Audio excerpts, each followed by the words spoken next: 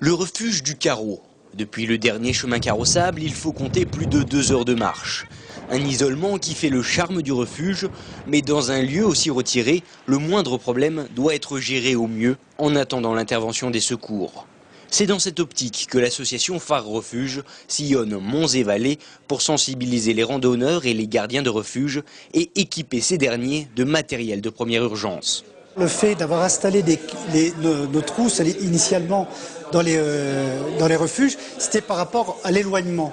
Donc on voulait que le gardien ne se sente plus seul face à un problème. À travers leur action, le Raid du Cœur, les membres de l'association ont donc distribué des mallettes comme celle-ci dans 5 refuges français. Avec une petite formation à la clé, le pire peut désormais être évité et cela a de quoi réconforter les gardiens de refuge. Cette action, moi je la trouve formidable. C'est hyper rassurant d'avoir une mallette comme ça. Pour les clients, pour nous. On peut nous arriver plein de choses, nous brûler, nous couper, il y a le brouillard et tout. Et c'est vrai que cette dynamique de secourisme, elle est formidable. À l'aide de Anne, en éternelle insuffisance cardiaque, tous les volontaires peuvent apprendre à se servir de l'appareil.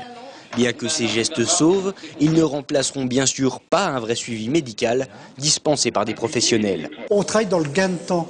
Nous, on ne veut pas se supplanter par rapport aux secours qui existent depuis des années, comme le PGHM pour ne pas le nommer.